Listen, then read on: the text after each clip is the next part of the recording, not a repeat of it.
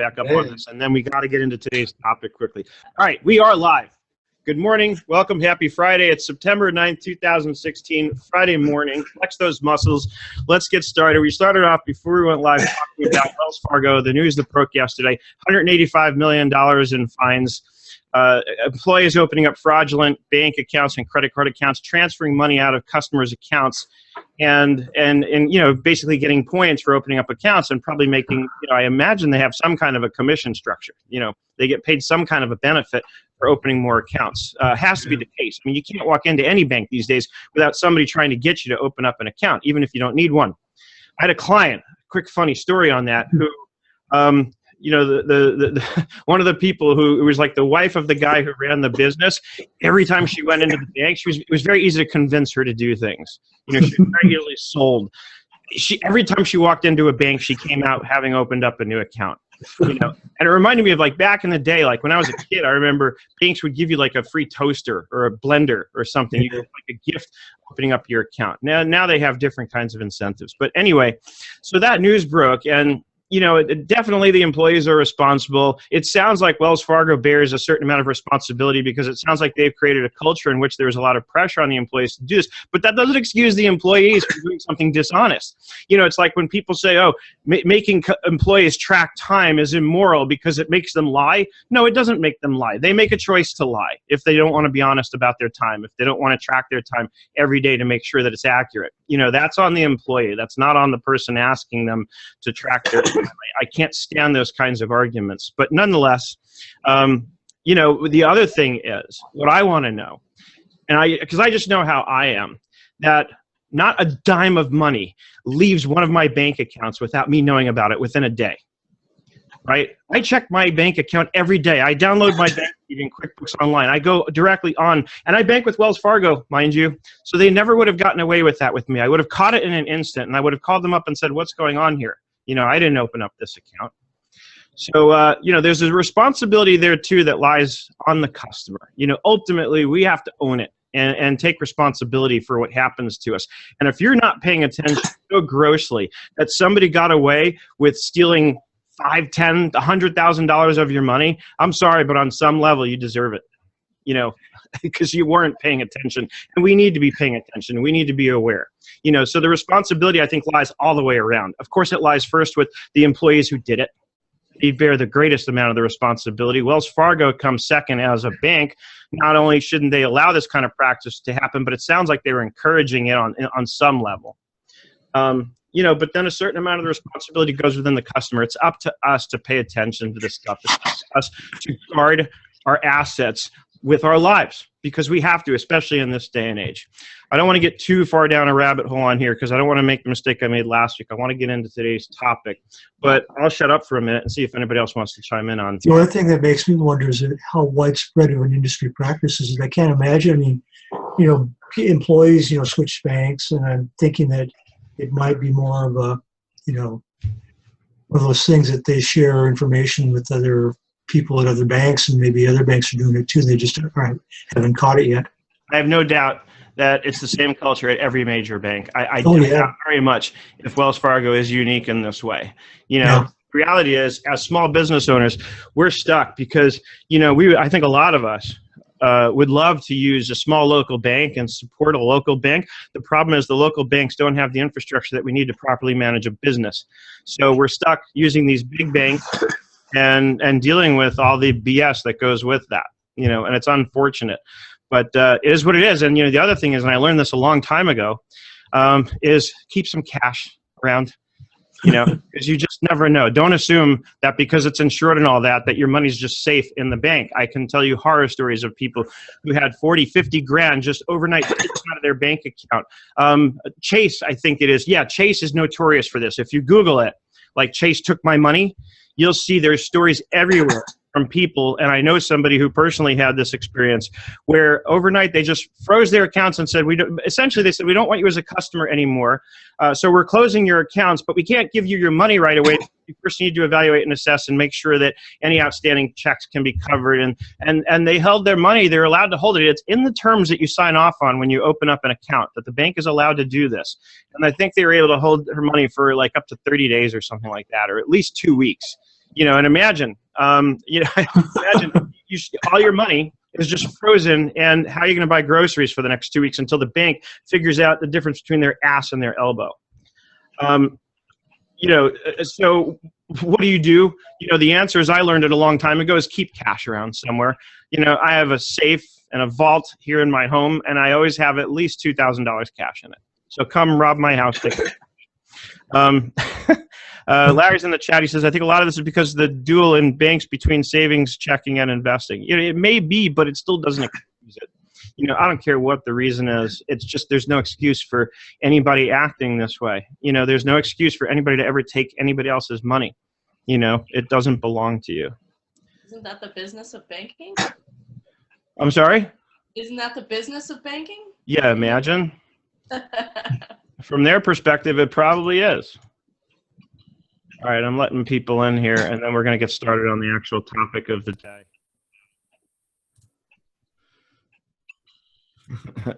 Ding dong. Everybody's coming in. Holy cow.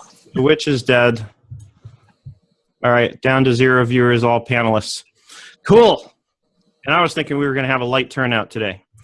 Hey, Seth, I saw you with Jan. You did a webinar yesterday. Oh, you saw that? Excellent. Yes, I did. Excellent. I hope you enjoyed it. I would imagine that would all be basic stuff for you. Well, I never heard that retained earnings, the description of it is a place where debits and credits die. I love it. I love it. I want to add to that, that is why you don't change last year's transactions. Mm-hmm. Mm-hmm. Because those debits and credits all went to die there. And they're locked in on the tax return. That's right. Kids today. All right, so who's ready for today's topic? We're going to do the Nerdiverse, and we're going to do it right this time. I'll take that as a resounding yes. Good morning, Sarah. How are you? You look like you're somewhere different today. Sarah Layla, or just a different part of the house, maybe? I'm in the house. All right, just a different room. The problem with the offices are built, it's an addition at the front of the house, so people can sneak up on me. So if I want to be in, in sweats or, I just don't. The clients are really good about not showing up without an appointment, but you never know. So sometimes I just want to, go someplace different. Gotcha. All right, let's talk about the Nerdiverse. Nerds Universe. So by now, has everybody kind of had a chance maybe to peruse that document I put up and shared? And if you Yes, haven't, sir. okay. So one person, I think, made a comment and actually corrected a typo for me. I was like, okay, thanks. We're watching your back, Steph. Let me share my screen. I appreciate that. I need that, actually, because I'm usually moving at the speed of light. Mm-hmm. And when I do that, I make mistakes. And we're all trying to catch up. And everybody else is trying to catch up. Facing Steph. All right. I'm getting like a Zoom notification here telling me that I've missed something. Is there a chat? Is there a Q&A? Let me bring up these screens. Bear with me 1 second. All right. Okay, so I've been busy in the past week. One thing I did was I put a little, does everybody know what an Easter egg is? You kind of have to be like a video gamer, to know, or have some experience with video games to know what an Easter egg is. An Easter egg is like a hidden thing that you wouldn't know it was there except if you stumbled on it by accident or you were really paying attention. Right? So I put kind of an Easter egg into the SethDavid.com website. So you know how you go to the Nerdiverse, and in that dropdown, it gives you all the sites. And I've been just putting everything in alphabetical order, just so that as you become familiar with stuff, it should become clear and easy for, how to find things and in what order. So what I did, though, the Easter egg is a lot of people don't think to actually click on the parent menu item. Right? And I learned that a lot of people miss that you can actually just click here. And previously what I did was I configured it to just kind of reload the home page. But in this case, and only on SethDavid.com, it takes you to a page that's now dedicated to the Nerdiverse. With your brain. With my brain. Well, this is a new brain that I created, also aptly titled the Nerdiverse. And so I started creating a mind map that kind of gives you the lay of the land. So this is a high-level overview, and it's where I should have probably started last week. You put a link on top of a picture? What's that? You put a link on top of a picture? So I put a background image in the brain that I created. So these are all links. Everything is clickable, and I love this stuff because a lot of people who end up on a page like this one will often email me and comment that they could spend hours on this because you can click on all this stuff, and then everything moves, and it's like, whoa. But there is actually a purpose, because then as you scroll down, I give a description and a link. So we start, of course, here we're on SethDavid.com, and I just wrote a little high-level summary, so people can understand. Because, I'll be very honest. I walked away from last week's Zoom in kind of rethinking a lot of things and thinking, have I really created something that's, infinitely confusing for people? And, the more I thought about it, the more I realized first, yes, I can definitely probably do a better job of making it clear when you're on one of my sites what the purpose is and why I have these different sites. And then as I did that and I made some of the changes, in fact, I shouldn't say corrected, but I changed some of the navigation. I simplified it. There was a lot of stuff I had in here that I said, you know what? It really doesn't need to be here. So this navigation here in the middle of the site is now much simpler. I had like a travel section in here. I'm like, I don't need that. That can go under events. And so, but when it comes down to it, and I was looking at all the comments. I actually reread the whole chat from last week because I wanted to give merit to any complaints, because I think we should always do that and sort of own it and say, all right, what can I do to improve? Even if it wasn't given with good intentions, I can still use it with good intention and use it to improve whatever it is that I can improve. And so I did that, and I looked through this, and I started really thinking about it. And then, so one of the other criticisms was, I have to click 4 times to get into register for an event. And the more I thought about that, there was one improvement that I felt I could make, which now if you go onto the events page, going down here, I have them all right here on that events page, right? So it's right there, here are the upcoming events. And then this same old navigation is also here, right? So if you want to kind of browse. And the reality is, I said, why do I do this? And the answer is actually very simple. I actually have it highly organized, right? So you go to events, and this is all the events. And then you click into an event to learn about it, right? And then you actually, as you're learning about it, if you decide it's something that's of interest to you, then you click to register. Right. Now, what I also started doing this week was, rather than linking you just to the events page, I've been in social media putting links directly to the registration, completely skipping this. But if those of you who got the emails I sent out this week, the other point I made is the other reason I want to send you, for example, on a Zoom in like this, I want to send you here, is because this is where after the fact you're going to find the video. Right. So after we're done today, and I process the video and upload it, it's going to get embedded here. So for those of you who register and want to be able to come back later because you couldn't, make it to the live event, or for that matter, for those of you who, want to review it again because there's something you wanted to go over, whatever the reason might be, this is here. So that's the other reason, is if I just take you straight to the Zoom registration page, then that's all you'll ever see, and that's going to come and go, and I'll get a bunch of inquiries. Hey, where do I go to get the recording? Right? So so there is actually some thought that goes into a lot of this, and I realize that in some cases, from certain people's perspectives, depending on why they're here and where they came from, they might view it as overly complex or whatever. The reality is there is some thought to this, and like I did say last week, I can't make everyone happy. I can't be all things to all people. So at the end of the day, I've got to just organize this in the best way possible. So with that said, I'm going to come back to the Nerdiverse, and let's just go through at a high level, where you can go to find the stuff that I offer. And the reason I'm taking you here to SethDavid.com is because, in the first place, is this is probably where, especially those of you who are here with me today, this is where you probably should plan on focusing most of your time and energy. This is where the content goes. This is where you'll come to watch my newest videos that are free. And if you're signed up on Patreon for either $25 or $97 and up, then this is where you'll come to watch those videos. Right? Patreon is a separate website. It's not owned or controlled by me. I had to think about this at the beginning of this year when I decided to branch out on my own, and I had to start all over. How do I want to facilitate, kind of building a new learning-based site?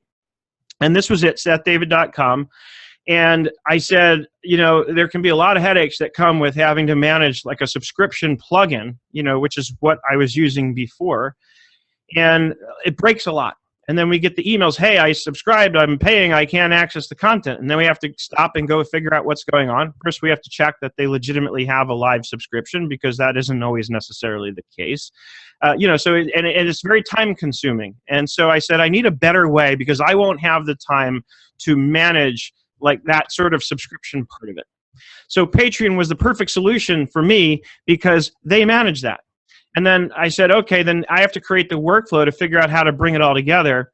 And I said, okay, so I'm going to use Patreon. Patreon is unto itself its own community. So in a way, it's cool, because it also gets me in a community of other content creators. And I always like to see what others are doing, especially, well, I shouldn't say especially, whether they be people who do the same thing that I do or in totally unrelated industries. And I wound up making a good friend who's a brilliant musical talent. Her name is Hanya.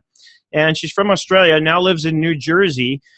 And I got to be friendly with her because I stumbled on her stuff through the Patreon site, and I liked her music, and I reached out to her and started talking to her, and next thing you know, we're friends. She's a friend of mine on Facebook now, and every Friday she puts out a new video and song, and I love her stuff.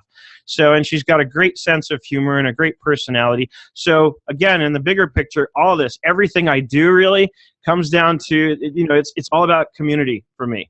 That really is what it's all about for me, and that's kind of what my goal is with everything that I do. Just about is to kind of build a community and surround myself with people like you people whom I love. And the more I can do that, the less room there is for the negative people that I don't want anywhere near me.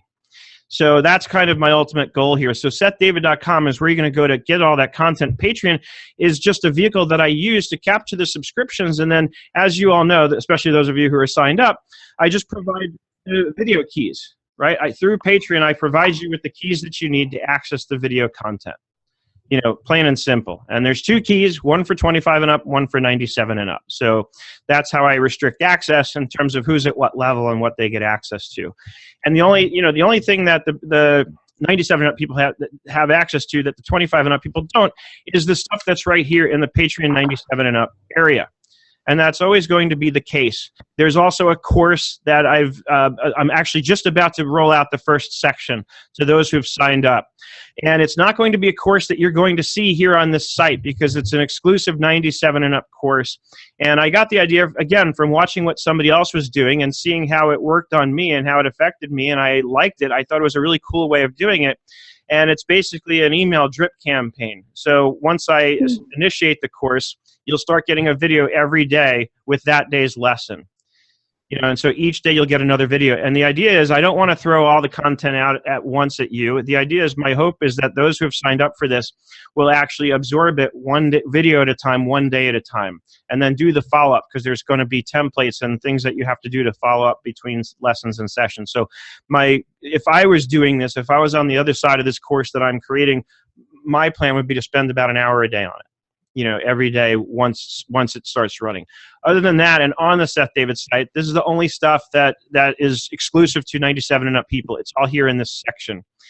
And while we're here, because this was a confusion that came up for somebody, I think it was last week, yes, you can click here and you can watch the video. Notice it asks you for the password. So this, of course, would be the 97 and up password, because that's where you are. You're in the 97 and up area. But notice that what you're looking at here is really a preview of all the videos. So, if you want to be in the actual post, then you got to click on the post. Now, this is not migration. This is just standard how blogs work, right? You're looking at a feed. You're looking at a queue. It's basically like a search based on the category Patreon 97 and up. So I think it's important in the bigger picture, and this goes for me as much as anybody else. Awareness is so important. Being aware of sort of where you are and what you're looking at and the context of everything. We move so fast that we lose sight of, I think, some important little details. And I've learned for myself that I have to really slow down sometimes and give myself a break and give myself a chance to really absorb something so I can get the most out of it. And believe me, I'm probably guiltier than anybody of trying to go 90 miles a minute and not stopping and then getting frustrated that I don't understand something when I didn't slow down enough to allow myself the time to understand it. So this is what Patreon 97 and up is really all about. And of course, if you click this little train image here, it'll take you over to the Patreon site where you can go sign up. And for that matter, if you're signed up and you forgot your key or your password, all you have to do is go into the Patreon site and go into my posts and you'll see it in my feed. At any given time, I've got a recent post with the 25 password and with the 97 password. And of course, if for some reason you still can't find it, there's any number of ways to reach out to me directly, and I'll make sure that I send you in the right direction so that you can kind of, get what you need. That's the other thing, is I make myself very accessible. The other thing I've done, and this is for anybody who's signed up on Patreon at any level, is I've got the Slack team here. It's called Team Nerd. And once you join, usually within a day or two, hopefully not more than that, I'll send out an invite to invite you into the Slack team. And that gives you sort of direct access to me, on a more, let's just say consistent basis. I'm likely to respond much faster to any inquiries that come through Slack versus a post in a thread on Facebook or anything else. I tend to give that priority, and I tend to pay it more immediate attention. So that's a good way to get a hold of me. And then somebody one day actually hit me up in Slack and was asking questions about sales tax. And it actually worked out really nicely because I was in the middle of working on something, but it was no big deal to jump in and answer his questions and then just quickly go back to what I was doing. And after going back and forth collectively throughout the day, I don't know, maybe if I added up the actual time I spent, it would have only been like 15 minutes. I don't know. But it was spread out over a couple of hours just between him asking and me responding and so on. But at the end of it, he says, this was incredibly helpful. And he went in and voluntarily increased his pledge from $25 to $50. And he says, you should offer that as kind of an upsell. And I said, yeah, why not? And so I did. So when you go to Patreon, you'll see there's a $50 level that basically boasts a chat support kind of option, as an added value. The reality is I'd probably give it to anybody at any level. I don't think you'd ever find me going to a 25 and up person saying, I'm sorry, I can't help you because you're not at the $50 level. It's just not my style or nature to do something like that to somebody. I'm here to help, and the pledges are there, as somebody pointed out last week, as your way of helping to support me so that I can keep bringing you more and more content. And as I've mentioned a few times in our 97 and up calls, as this thing grows and gets to a level where I can sort of live off of it more and more, then I'll be producing more and more and delivering more and more. I mean, this is my ultimate goal. I would love to be spending my whole day, every day, just producing content and building, this whole Patreon 25 and 97 and up, community, and really build this out into my, over the years, I've had people like Doug Sleater himself, tell me that I should consider doing a conference or, working with him on his conference or whatever it might have been at any given time. And I always just felt like a conference is not something I'd ever want to do. It looks like a lot of work to me, and I know the return is there. I'm sure these guys make very good money, when they put on these conferences. Doug or Joe or, Intuit actually I don't think makes any money on QuickBooks Connect. They kind of tell you they don't, they spend so much money on it, and for what they charge, I would believe it, that, that they don't make any money. Their benefit from QuickBooks Connect is probably more bigger picture based on just building their brand awareness so much, from doing something like QuickBooks Connect. But anyway, before I get too far sidetracked, I don't think I'd ever want to do a conference like that. But this is what I look at as my live online 24/7 conference. Because here I can bring you the apps, I can bring you the developers, I can do the interviews and all that stuff online. And I'll let other people put on the conferences, and that's why I love going. That's why I'm so excited to go to QuickBooks Connect, because that's when I get to see you all in person. And I love that aspect of it. I just wouldn't want to put it together myself. It's just too much work, and I have enough on my plate already. The last thing I need to do is tie myself up with trying to put a conference together. I just couldn't even imagine doing it. So, again, at a high level, that's what SethDavid.com was all about. This is content. And the other thing that I've actually had here for a while already is if you're coming here and you just want to see, all right, what's the most recent stuff he's got, then just right from the home page, scroll down. And here's the feed. This was released yesterday. I went back and added a lesson to the Remarkable Reports for Bookkeepers course. This was, of course, about the webinar that I'm doing later today. The other day in our strategy forum group on Facebook, I did these Evernote posts. Right? Because one actually I just did because somebody had asked a question about using the bookmarklet. And then that inspired people to write comments and ask questions. So I did this second one called 2 Ways to Bookmark Facebook Posts.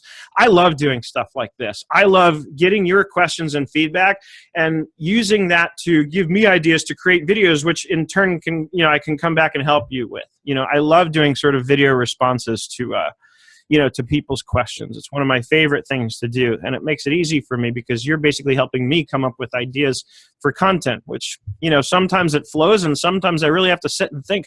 And it's not that there's any shortage of ideas, but, from sort of an artist's standpoint, which is how I look at myself in this venue, it's a struggle sometimes because there's no shortage of good ideas, but a lot of it also, I have to be sort of inspired to do something at a particular moment. If I'm not inspired, if I'm not excited to do something, I won't do it because I don't feel like it's going to come out well. I think one of the things that has made my content successful, at least for me, and I've gotten the feedback to confirm this, is that, people constantly tell me that they can tell I love doing this stuff. And the reason I think that comes through is because I won't do something if I'm not really excited about it or really inspired to do it. And that's what it comes down to. And it doesn't take a lot to inspire me. Oftentimes a simple question from you where I look at the question and think, I could do a video on this, is all the inspiration I need because I know it's going to help you. And that's what inspires me. I mean, I got paid the best compliment probably that I've ever been paid yesterday from Kathy McQuiggan. I already sort of cleared it off. Let me show the completed ones here in Sprout Social real quick. And it's funny because I'd written about this. So here, Kathy posts, I saw this and thought of Seth David at Nerd Enterprises. The world is brighter because of the candles you lit. This almost had me in tears looking at this. And it's a link over to an article or a post by somebody else. It says, a candle loses nothing by lighting another candle. And it's funny, I'd written a blog post after last year's QuickBooks Connect with really the same message, that it only takes the smallest amount of light to extinguish darkness. And I really have tried to, live by that. And to get this feedback unsolicited from Kathy or anyone for that matter along those lines is just really heartwarming for me. It means that I'm accomplishing what I've set out to accomplish. So that's SethDavid.com in a nutshell, really. And going across, I like to think that I've laid out the navigation pretty clearly. There's two levels of navigation. We have the top, right? And I'm on the Nerdiverse page. So on the Nerdiverse page, the middle navigation doesn't exist. Let me go back. The top is kind of the main high-level stuff, right? There's the Nerdiverse itself, the course directory. So if you're here and you want to go straight to the courses are all about the 25 and up people, right? Everybody 25 and up has access to every lesson and every course. And what I'm starting to do, especially on the older courses, is I'm making the first lesson free. Somebody had suggested that her decision to sign up would have been made easier if she were able to see one of the videos before signing up. So I said, you know what, that's smart. I went back and started making the first lesson in each course free. I haven't gotten to them all yet, but I definitely did it in the Cloud Accounting Bookkeeping Fundamentals course. Then we have events, partners. All this I think is pretty straightforward when you stop for a moment and take a look.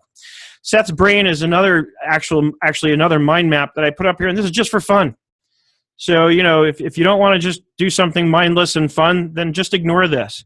But this is like the real mind map where this is where, the Nerdiverse one, I'm going to keep simple. I just want it to be like an outline for the same purpose that we're here today, for me to kind of help people understand what's in my world, what's in my universe, and where would you go to get the information you want. And I think the simple answer is just by default, assume SethDavid.com is where you need to go to get whatever you're looking for. And then I'm going to show you in a few minutes the rest of it so you can get kind of the rest of the picture and see and really understand what it's all about.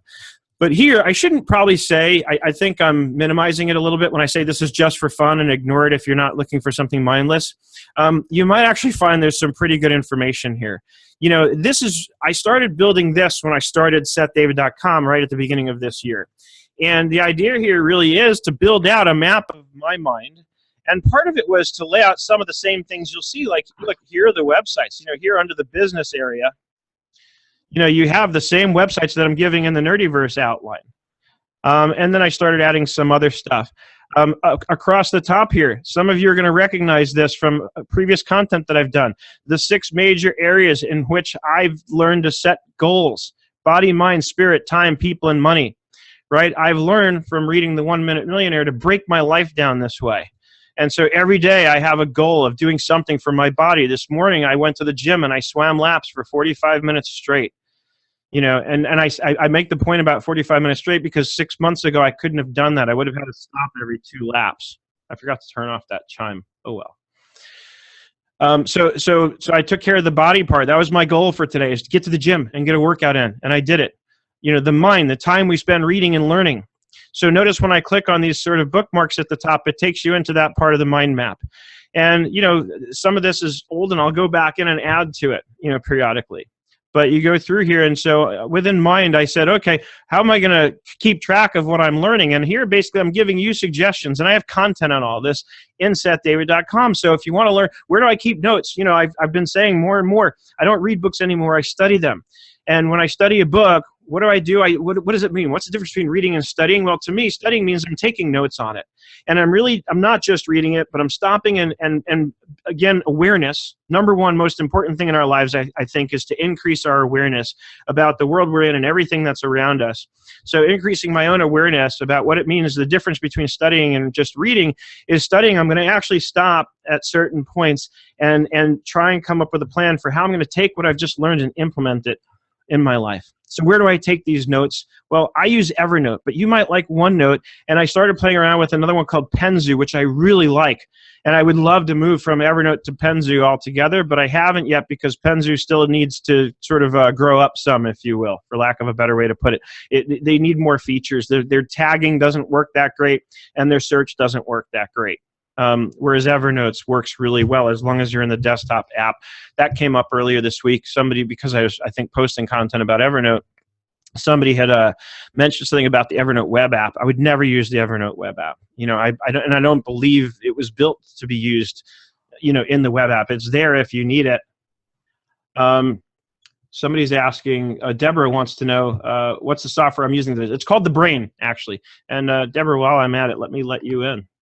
Where is my tool here? So, participants. There we go. So the app is called The Brain, and it's actually a desktop app that syncs to the web, and then from the website, you can embed it in a website. So I'm actually loading up the desktop side of this just so you can kind of see. But it's really cool, and as you can see, it lets you put background images. Over the years, I've obviously, like any app that I use, I just sort of get better and better at it. So here's the Nerdiverse, and each one of these is a different brain. It's like a different file, basically. And if I click over here on SethDavid.com, so here's the desktop side of this, and so it's really easy for me to kind of add stuff to this. And then once it syncs up to the web, it'll appear here. So, and then if you click the Seth David thing here, that takes you back home. So over time, and here's what I did was, because speaking of the question, learn the brain. So what I did was I created this link here. And again, if you scroll down, anytime you've clicked on one of these thoughts, or what they're called thoughts, down here I'll have notes that I've edited. So here's a link to a YouTube video that actually teaches you kind of the basics of the brain. And then while I was watching this video myself, I made some notes and put some ideas here. Create an interactive birthday card with the brain, map out the places you've lived, and they give these kind of suggestions, just fun things you can do. And sometimes that's how I unwind, actually. I'll close everything else down, close the email, shut off my phone, or just turn off the sound so I don't hear anything and don't get distracted. And I'll just play with something like this. I'll just, map out the places I've lived or map out the places I want to go. It's an interactive mind map. The brain is really so much more than just a mind map in terms of what you can do with it.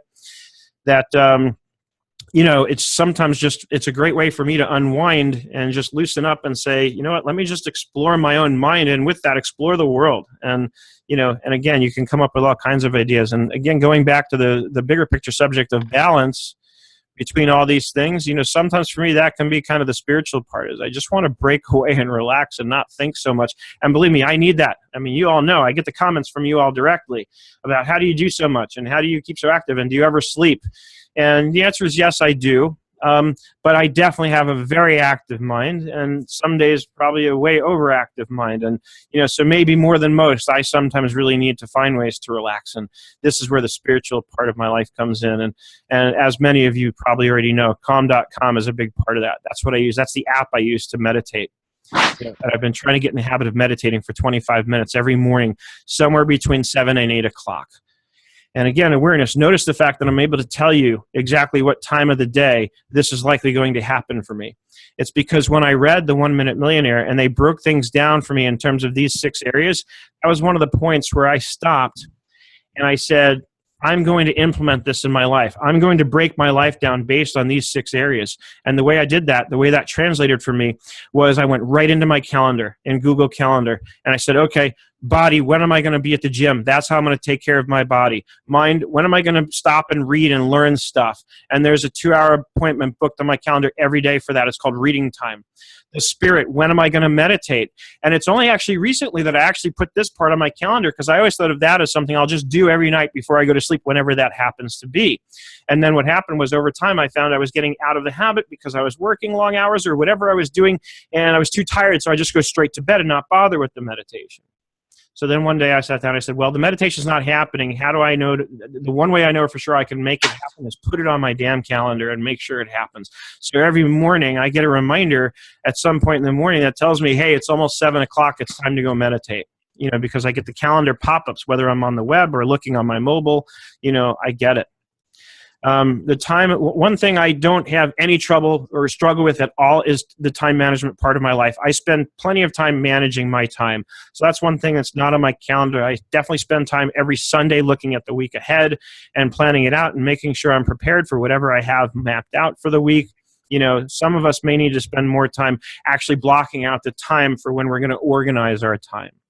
So I got off on kind of a segue here, but I guess it's important. It helps you kind of get insight into how my brain works, and that might help you understand what the universe that I've created at large.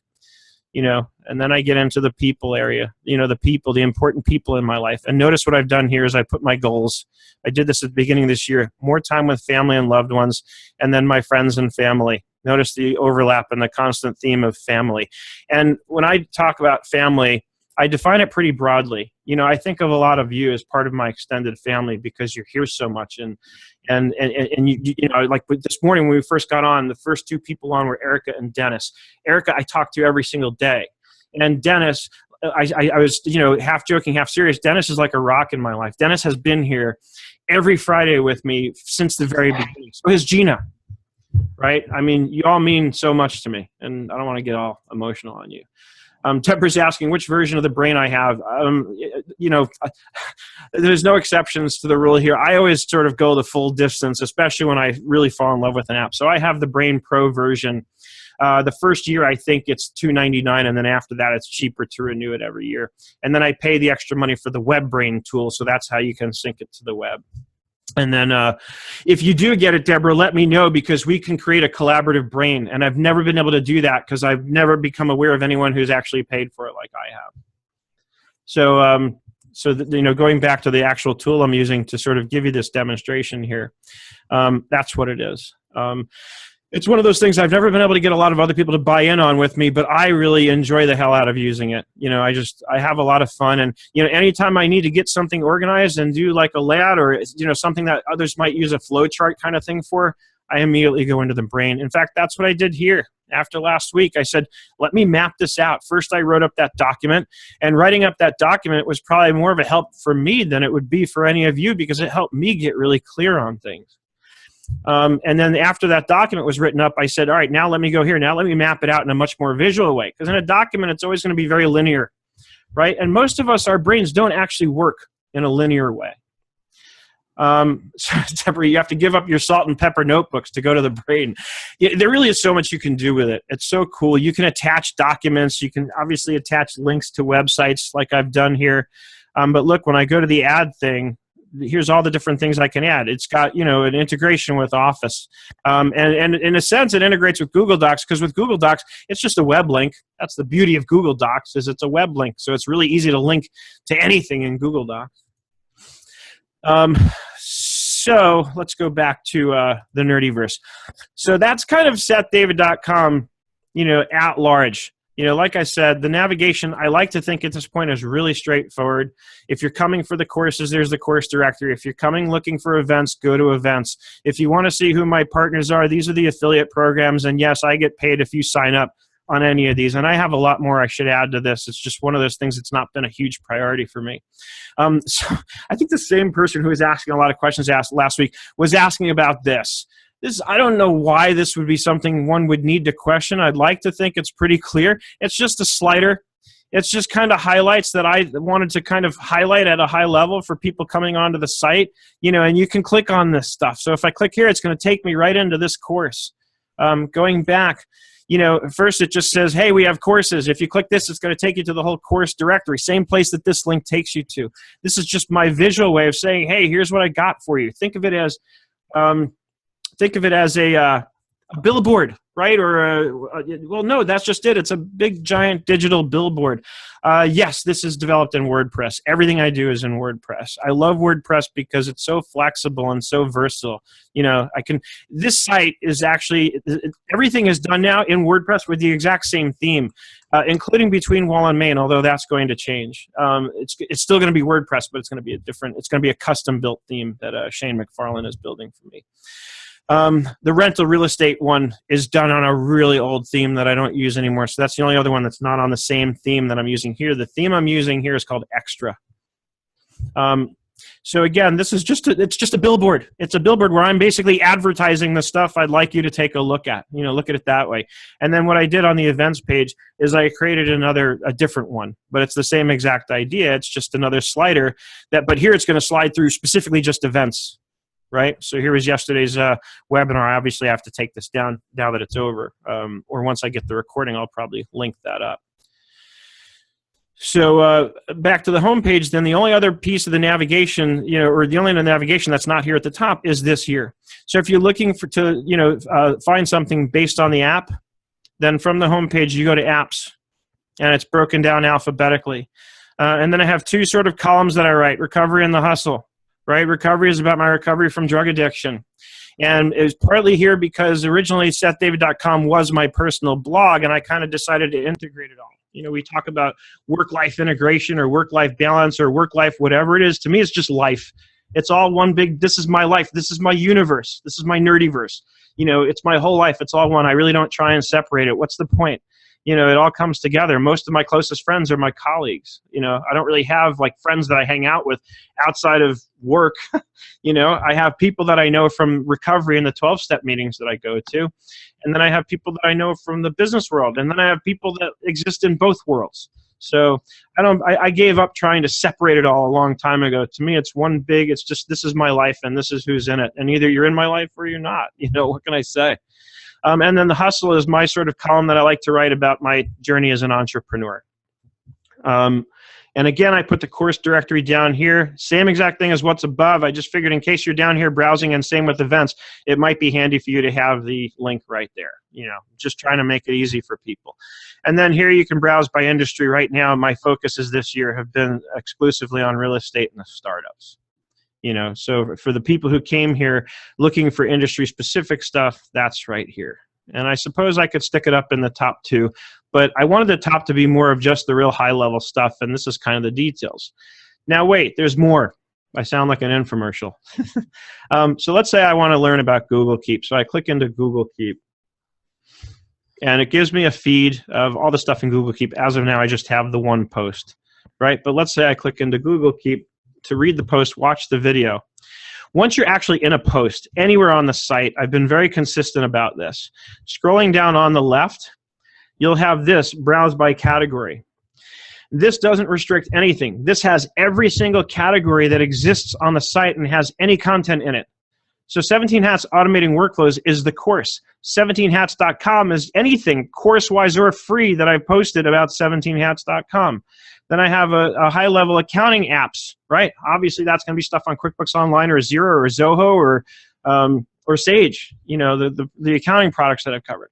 Active Collab.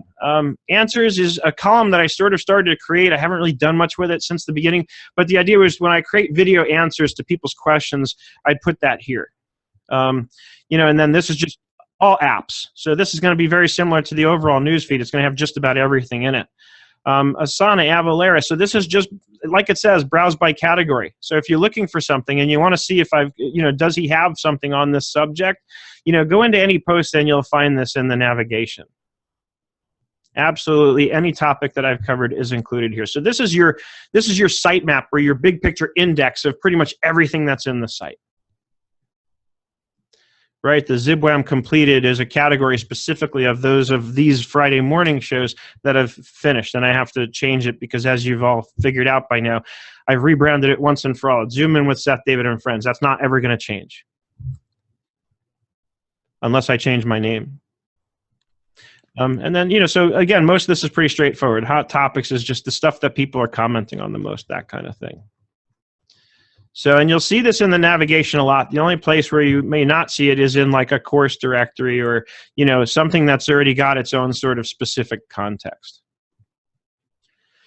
So, before I go to the rest, any questions about SethDavid.com? Is anybody, hopefully everybody's crystal clear by now, but don't be shy if you're not, about kind of everything that's here at SethDavid.com and how to find it.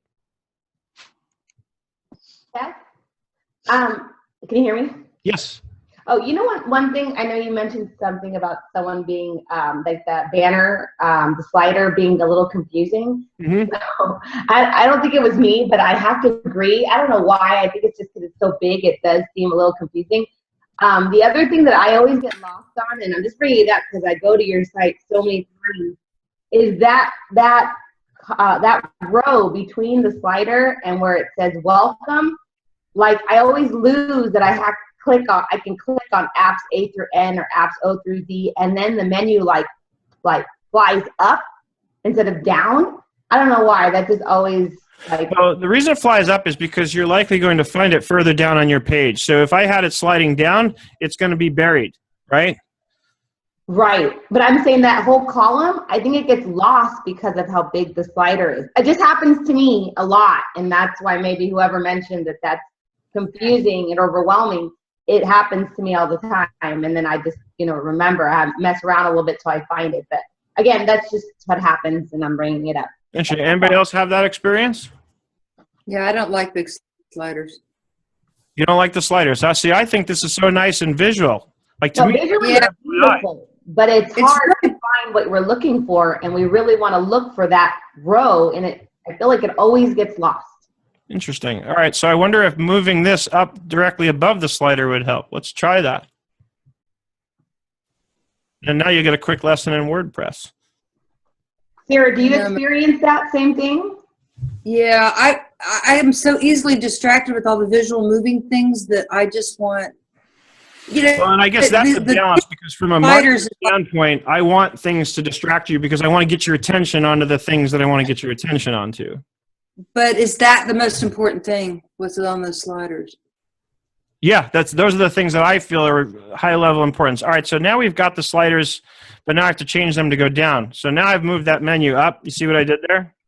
Yeah, I mean, that already, like, now I don't have to, I mean, I'm with both you and Sarah, just so you know. I have sliders on my website too. I think they're awesome. But I wouldn't want my slider to distract someone from finding what's most important, which is that row, which has all your awesome stuff on it. So kind of like, yeah, you need, what do they call it, above the fold? Sometimes the websites these days tend to be so visual with pictures that it shoves all the good stuff down. They call it below the fold. Mm-hmm.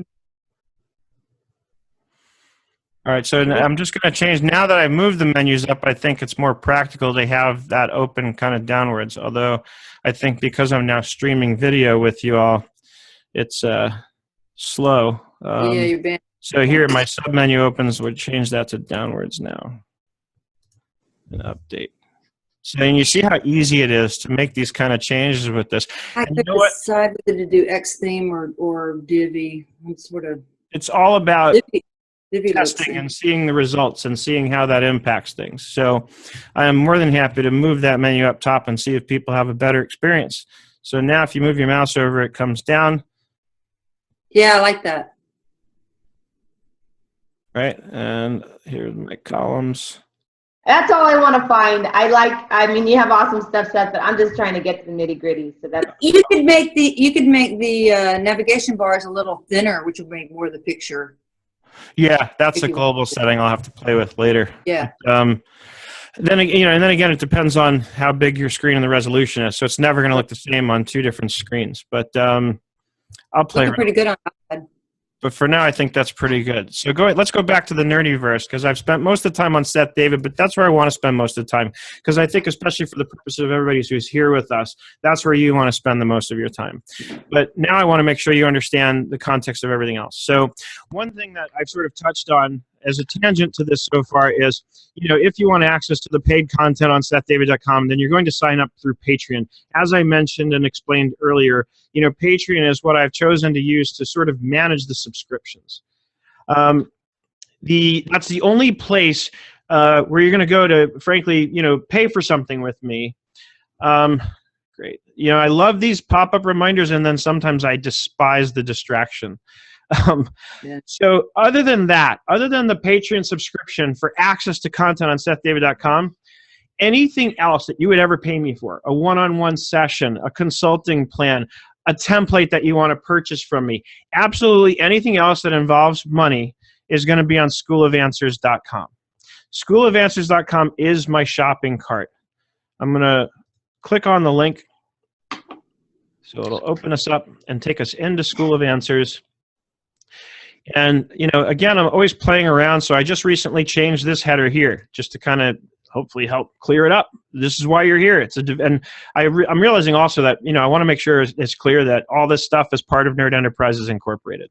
So again, a lot of what's happened over the last week has inspired me to change a lot of things and really think about things in a new kind of way. I want to make sure that when somebody's on School of Answers, they understand that this is a division of Nerd Enterprises Incorporated. So I put that sort of front and center. Bottom line here's your Nerdiverse again. I put this in here because a lot of people, if they're just browsing and they don't know exactly what they're looking for, but they're just browsing, here are the most popular things, right? 1-hour sessions with myself or Harold. And then you'll see my templates, the business support services that Erica, who's here with us today, essentially provides to our Nerd Enterprises clients. This is where people go to pay for a 10-hour plan of that. My trial balance adjustment template, so these are the most popular. Then we have the straight-up consulting plans, right?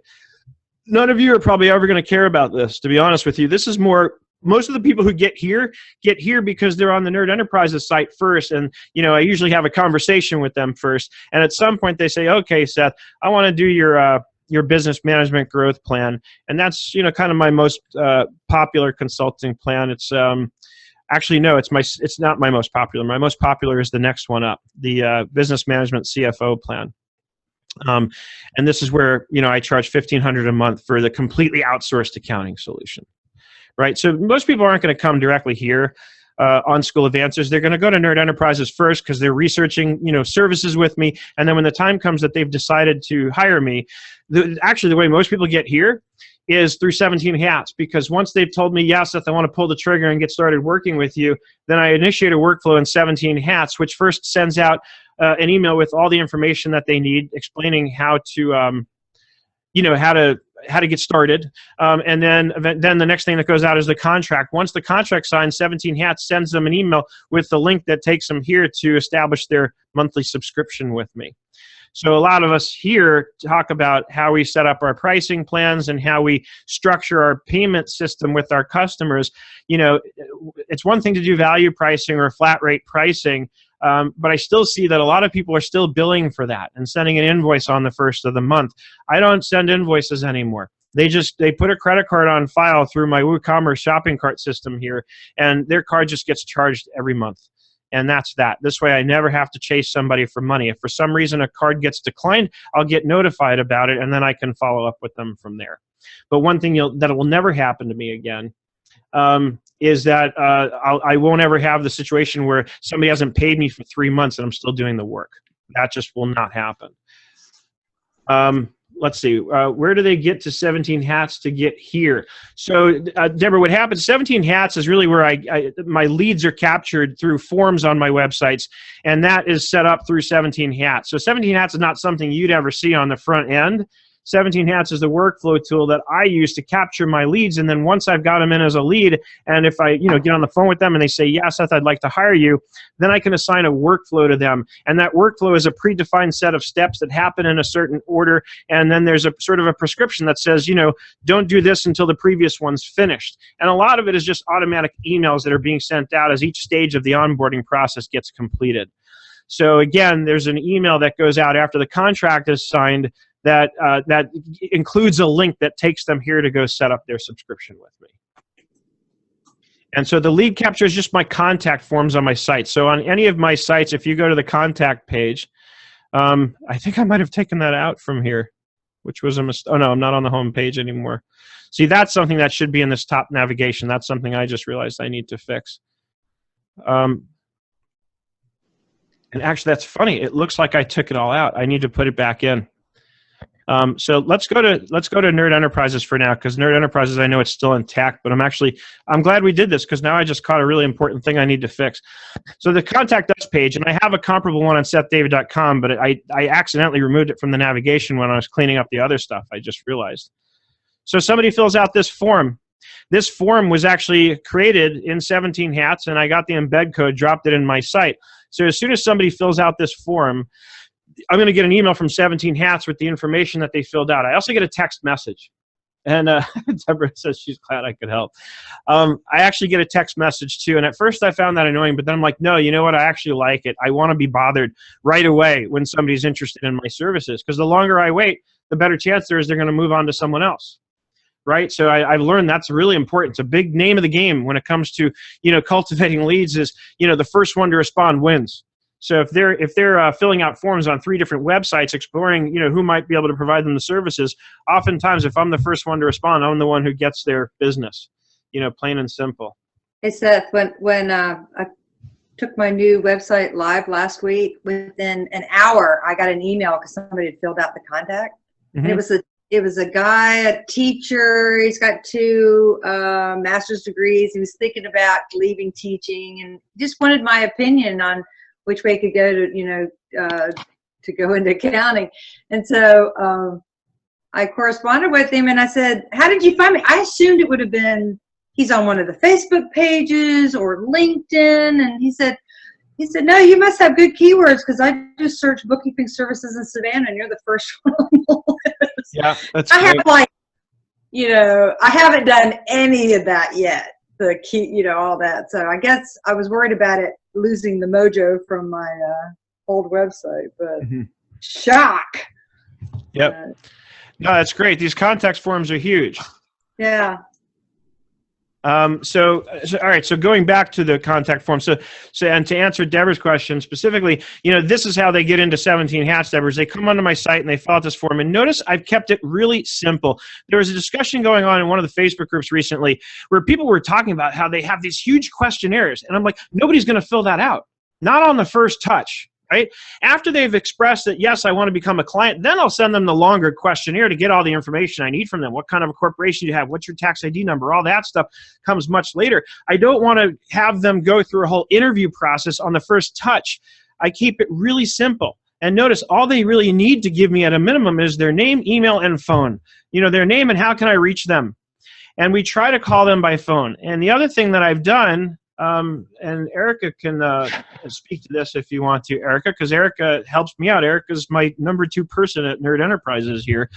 So what I've done is I created an alias. This is what I love about using Google Apps for my email and everything, is the, what do you call it? The ability to create an alias or a group. So I have a group email. I forget which one we use for this purpose, but it's, something at nerdenterprises.com that redistributes to both Erica and myself. And that's the email address that I use in my contact profile in 17 Hats, so that when somebody fills out this form, both Erica and I get the submission. So this way, a lot of times Erica can follow up with them because Erica knows 9 times out of 10, they just need to know how to get signed up for a session with me. That probably is 90% of it right there.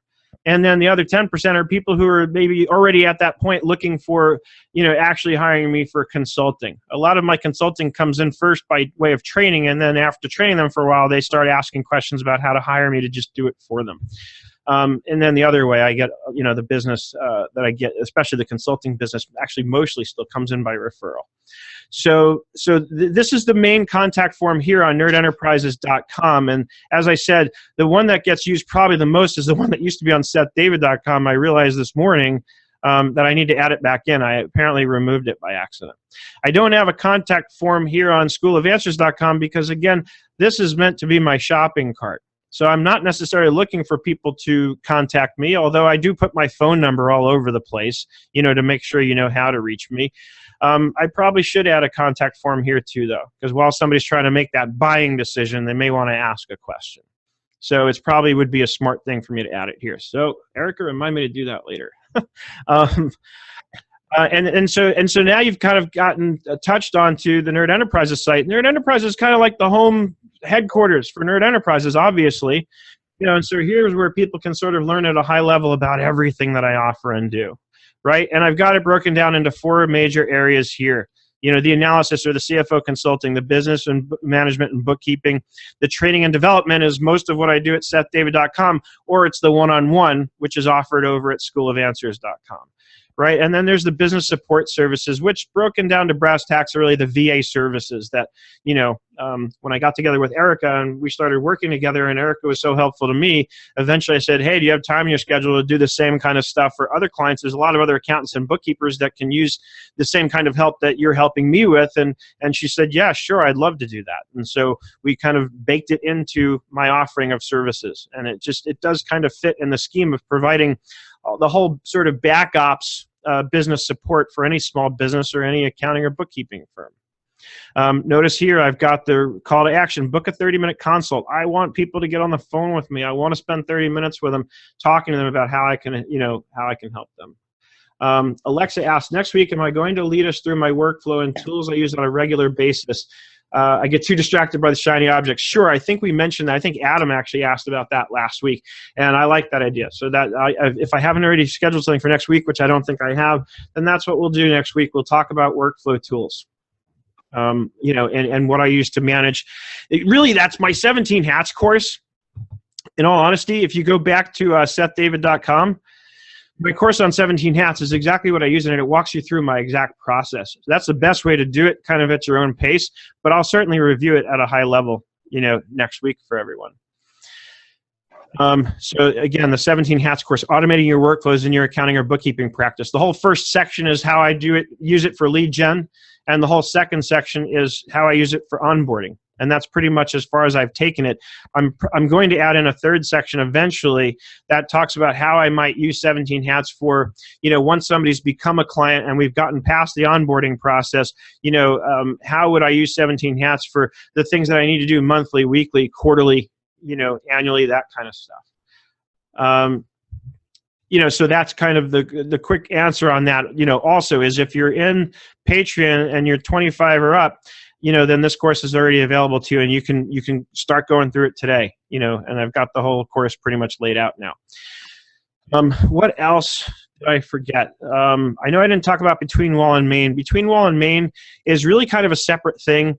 It's the media division, and it's where I'm producing content together with a team of other accounting professionals. Some of you here, Mariette is a contributor there, who writes weekly for it. So this is my media division, and Intuit has sponsored it now. So I've got a whole section based on Intuit's Firm of the Future, and I'm part of my deal with them is I'm producing content for it, and so I've been putting up interviews and those sorts of things. So Between Wall and Main is my online newspaper. It's going to be the Sethington Post. That's what, in a nutshell, Between Wall and Main is all about. It's really kind of, like I said, it's a separate thing, really. It's owned by Nerd Enterprises, everything is, but it's, it doesn't have to do directly with, like what you'd come to SethDavid.com for. It's not the same kind of learning and education type content. It's news and education, but it's not like instructional tutorial videos, It's more like just news and information about what's going on in our worlds. So that's Between Wall and Main. And then that's really it. That's the whole Nerdiverse, right? Because we talked about, let me go back to the top level. We talked mostly about SethDavid.com, and that's probably where I wanted to spend most of the time. School of Answers, like I said, is my shopping cart. And then Nerd Enterprises is just kind of like corporate headquarters. It all stems from here, really. I probably should put this at the top, but I wanted to put everything inside the Nerdiverse just so you can see this is my whole world. And this is where I live and function online. And then, of course, you all already know, that we have the Facebook group and, all the social media that's sort of tangent to all of this. And I, the social icons are all here. And underneath any post, you want to help me out big time? Anytime you read one of my posts, bang those social buttons and share it for me and tell other people about it. That's the best way people can help me.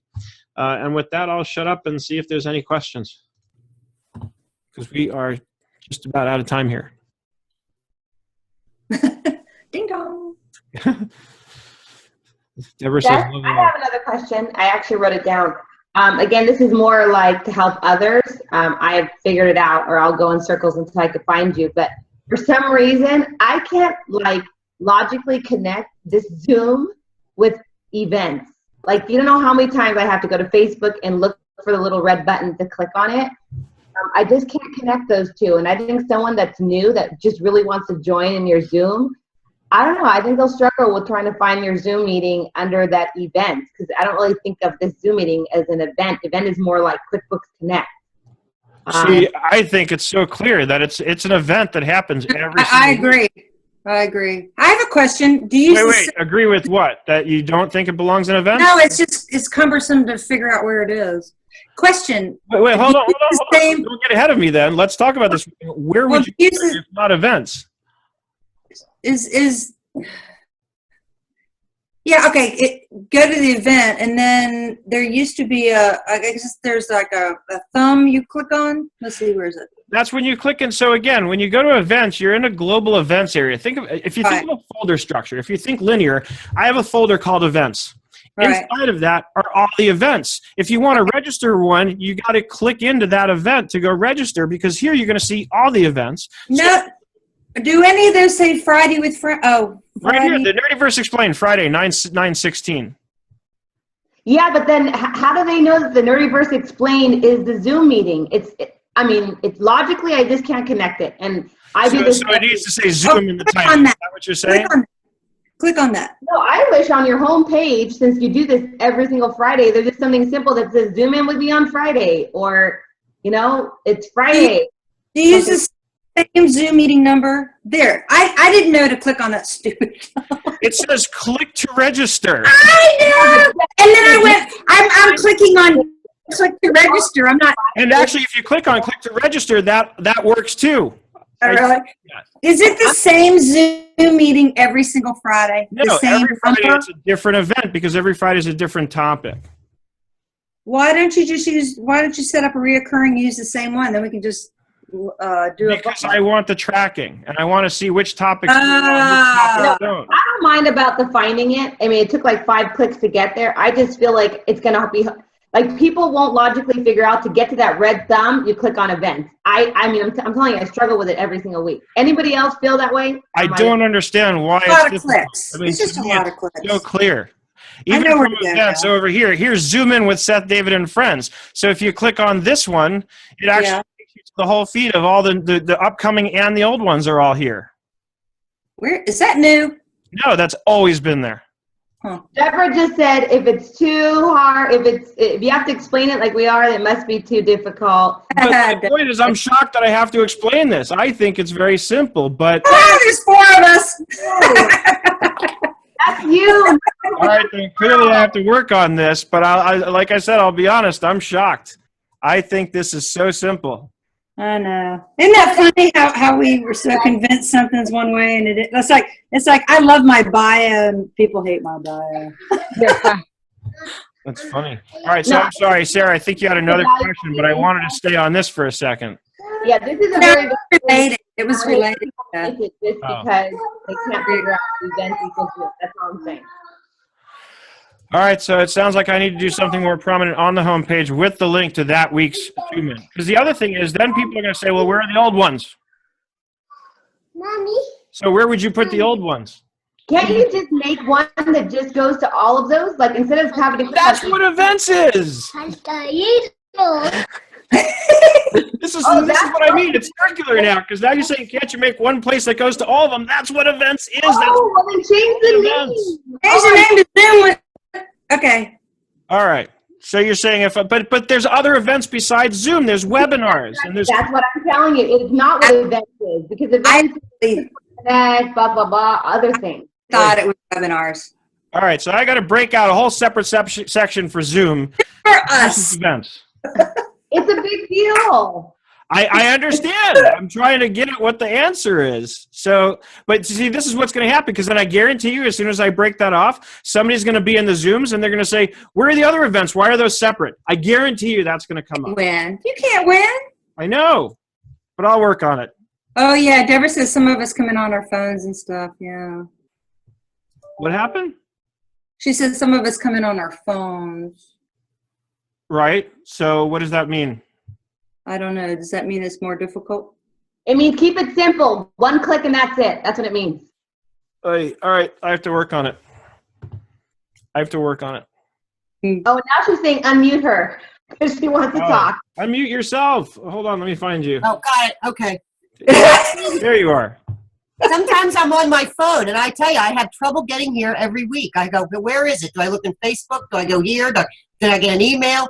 And then I'm looking for that thumb. I don't see the thumb. If I click there, I mean, honestly, I'm pretty smart, but when it comes to getting in here, I sometimes lose it. All right. Then clearly my God, I have to work on it. Sometimes I'm out garage sailing Friday mornings, and I go, oh, it's 11 o'clock.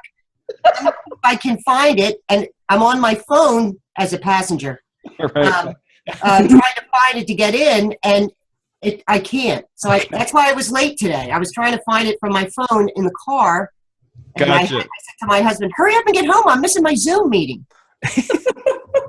So I missed my breakfast. All right. I'll fix it. I don't want you to miss any more breakfast. You know what I'm going to do? I'm going to put like a big bright red image from now on that says, fucking Zoom here. Yes, do it. Sorry about the F-bomb.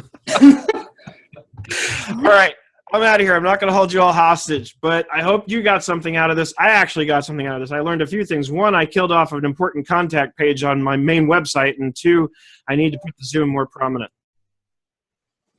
It was great. I loved it. Love it every time. All right. Thank you. Y'all have a nice weekend.